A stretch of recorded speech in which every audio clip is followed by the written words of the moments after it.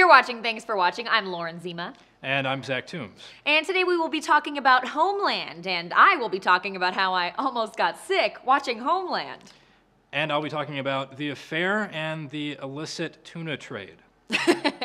Start with Homeland. Homeland. Yeah. Saul, who was taken by terrorists, escapes and then is taken again, and we thought that he was maybe going to kill himself, and I believed it, and I almost honestly threw up. I really thought I was going to do it. I did too, and I was going to be impressed with the show, but then I was still impressed at the end. I thought it was a great episode, best of the season. I would agree. They did what they do best, which is the espionage. But the best moment of the show, I thought, of this episode was to do with the relationship, which is when you hear Saul yelling at Carrie, "You fucking lied to me, Carrie," and it's just so painful. He was in a position that we haven't really seen him in before. Right, it was seeing this man who you so respected and who you felt like never made a wrong choice. He'd made a mistake and he felt vulnerable and he felt ashamed. I also thought it was really enlightening when Carrie said there are no right choices. It made me feel for her again, which all season I'd been so annoyed with her. Carrie's emotional arc was less a part of this episode, but it was a part of this episode, and I think... Is that why we didn't like, why we liked the episode? Maybe. Although it started with her, you know, in the arms of this Pakistani intelligence agent. They're gonna hook up, aren't they? Yeah. You felt it. Well, yeah. You told me some things about yourself last night. You thought I was someone else. Someone you were fond of. Someone who died.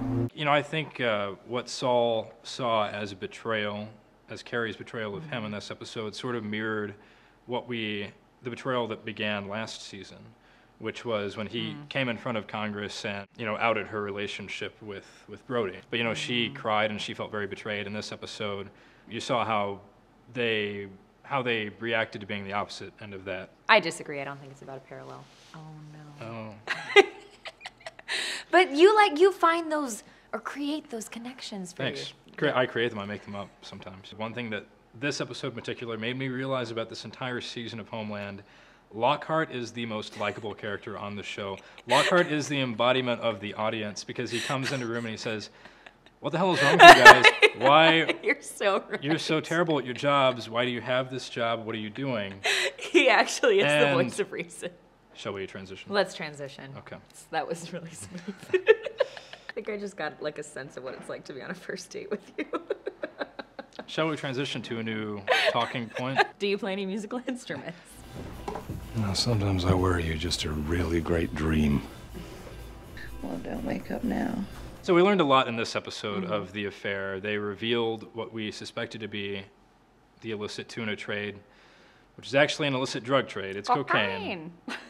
It's cocaine. That's how I say cocaine. We discovered that Allison's family is trafficking drugs. He was telling her to get out of it and that she is a choice, and she was saying it's more complicated. We can't just sell the ranch. I thought it was an interesting commentary on, you know, just like in the episode when she said something, Noah's wife called looking for their son, and she said something like, she doesn't have any problems, she's rich. It was the same parallel of Noah suggesting they sell the ranch, which to him is the simple solution, and to a rich person, solutions are simple.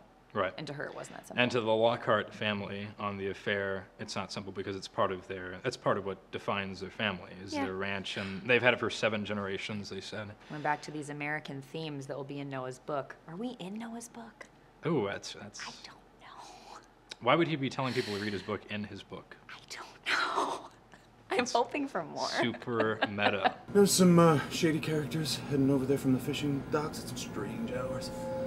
Yeah, drugs most likely coming off the fishing boats. You know, the family is ticked at Oscar for either calling the cops or fake calling the cops. In her version, Oscar said he had done it, but it had been a fake call. That he said, "I like to hear myself say the words." Doesn't it sound like something you just come up with on... You know, their characters are so interesting to me because it's like we're in this small town life where they've all known each other since they were children. Yeah. And I think sometimes they very much act like they're still children with each other. It's kind of like how when you, I don't know, go home, you become more of a kid around your parents or something. That's a good point. So who killed Scotty? Do we know Scotty was the one who was killed? I think it was Cole. Do You think Cole killed Scotty? Yeah. Why wouldn't Oscar killed Scotty? I think Cole killed his own brother to save his family from the drug situation. Joshua Jackson. Yeah. Yeah. Not brave enough to make a prediction? So no, I'm not going to make a prediction. I don't really care about the prediction. We are viewing these two different shows in two different ways and caring about two different things and telling our two different versions. And you're part one and I'm part two. Homeland and the Affair, Sundays on Showtime. Did you just pitch a show? Yep. Thanks for watching. Thanks for watching.